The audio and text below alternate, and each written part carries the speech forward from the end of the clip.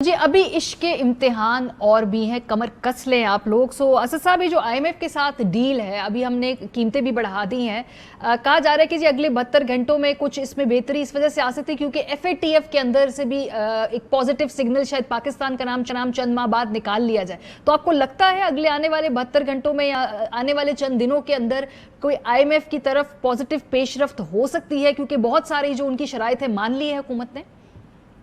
देखिए, पहली बात तो मैं इस मौके पे मुबारकबाद भी देना चाहता हूँ तमाम टीम को, तमाम सिविल अस्करी मेंबर्स जो भी टीम के थे जिन्होंने फैटफ के ऊपर बेतहाशा मेहनत की और मार्च 2022 तक जो उन्होंने काम मुकम्मल किया, तो उसकी अब तस्दीक मिल गई है कि हम हर तरीके से एफएटीएफ कंप्लायंट हैं और वो ऑन साइट विजिट जब होगा उसके बाद इंशाल्लाह उसकी फॉर्मल डिक्लेरेशन भी हो जाएगी। उम्मीद तो जरूर है जी, एक पाकिस्तानी की हैसियत से तो मेरी उम्मीद है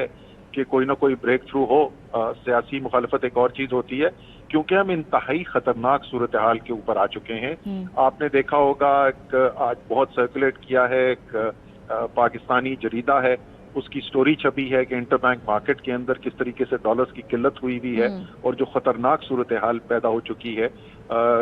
और रोज ब रोज आप देखते हैं, रोज 2 रुपए 2.5 रुपए की कदर में कमी आ जाती है, जिससे अफरात दर में और आगे इजाफा होने जा रहा है। तो इस इंतहाई खतरनाक सूरत हाल से, जो पहले अगर आपको याद हो, आज से कुछ 2-4 हफ्ते पहले हमने कहना शुरू किया था कि माहिरीन कह रहे हैं कि हमारे पास श्रीलंका जैसी सूरत हाल हो सकती है, तो हम तो तकरीबन वहां पे पहुंच चुके हैं। तो ये सब देखते हुए तो जाहिर है एज ए पाकिस्तानी हमारी उम्मीद होगी कि कोई बेहतरी आए और कोई फैसला हो, लेकिन ऐसी इंफॉर्मेशन हमारे पास कोई नहीं है। फैटेफ का उससे बराह रास्त कोई लिंक नहीं है आईएमएफ की डील से। लेकिन क्या आप समझते हैं सर, क्योंकि आप लोगों ने भी नेगोशिएट किया, ये हुकूमत भी नेगोशिएट करी, क्या आईएमएफ खास तौर पे ज्यादा कड़ी सख्त शराइत रख रहा है इस मरतबा, दिस टाइम अराउंड, जब पाकिस्तान के साथ उन्होंने डील करना है, इंक्लूडिंग आपके रजीम के अंदर भी? देखें, पाकिस्तान का हुआ ये कि 2013 से 18 का जो पीरियड था ना, उसके अंदर इतनी गलत माशी पॉलिसीज अपनाई गई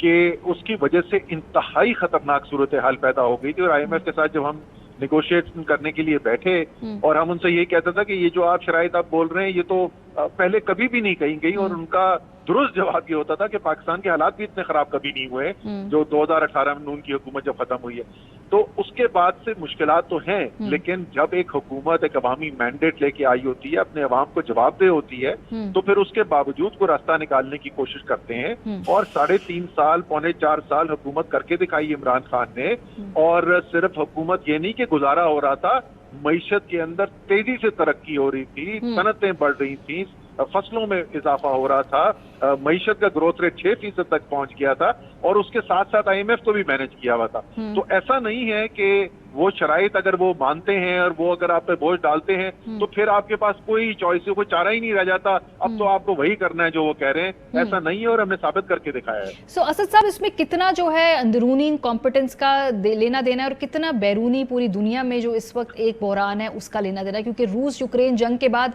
बहुत ज्यादा जो तरक्की याफ्ता ममालिक में ऑस्ट्रेलिया में पड़ रही थी कि वहां पे वो पावर कट्स की बात कर रहे हैं कि भाई एलएनजी मौजूद नहीं है, वो हमें हम बिजली नहीं बना सकते। पूरी दुनिया में इस वक्त एक क्राइसिस है। कल मैं देख रही थी कि इंग्लैंड के अंदर वहां पे एक महंगाई मार्च के लिए कॉल दी हुई है लोगों ने, तो उसमें कितनी परसेंटेज जो है वो, चूंकि ग्लोबल एक रिसेशन है, एक ग्लोबल क्राइसिस है, पूरी दुनिया के और ममालिक भी उससे अफेक्ट हो, जो आप लोग भी कहते थे बाय द वे, पर नहीं मानती थी पीएमएलएन उस वक्त, तो अभी उसका कितना लेना देना है इस वक्त जो क्राइसिस है मुल्क में? देखिए, रूस की जंग से इसका बराह रास्त सिर्फ ताल्लुक नहीं है, सिर्फ ऑयल प्राइसेस जो हैं, तेल की कीमतों में रूस की जंग की वजह से जरूर इजाफा हुआ, लेकिन मजमूई तौर पर ये रूस की जंग के बाद नहीं हुआ। ये जब कोविड आया और उसमें सनतें बंद हुई और सप्लाई कम हुई, तो जब 1 साल के बाद जरा सूरत हाल नॉर्मलाइज हुई और आम डिमांड जो नॉर्मल डिमांड थी वो वापस आई, तो शॉर्टेजेस क्रिएट हो गए। उसकी वजह से एक आलमी अफरात ज़र फैला कमोडिटीज के अंदर, सारी दुनिया से इफेक्ट हुई। और बिल्कुल आप दुरुस्त कह रही हैं, हमने बहुत समझाने की कोशिश की, मैंने खुद प्रेस कॉन्फ्रेंस की, आलमी प्राइसेस बताई, लेकिन उस आलमी बहरान से पाकिस्तान के अवाम को बहुत हद तक इमरान खान और तरीके इंसाफ की हुकूमत बचाने में कामयाब हुई। तरजीहात की बात थी, वो अभी जिसको बारूदी सुरंगे कहते हैं कि वो सब्सिडी दे रहे थे, तो वो फैसले किए ना, उसके बावजूद तो मुश्किलात तो जरूर पैदा हुई, बैरूनी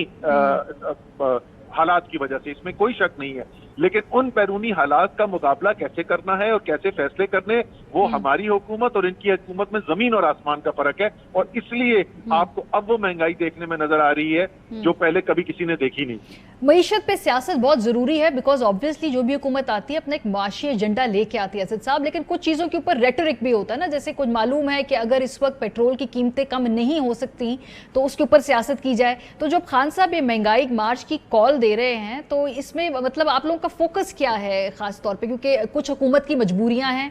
यकीनन आप समझते हैं क्योंकि आपकी भी मुआशी टीम थी, शायद आपको भी इस वक्त उन मजबूरियों का सामना करना पड़ रहा होता, वी डोंट नो अगर आप होते इख्तियार। तो ये क्या इस पूरे इस एपिसोड से हमने ये सीखा है कि मईशत पे सियासत करनी जरूर है, लेकिन कहाँ अनफेयर है और कहाँ तक फेयर गेम है?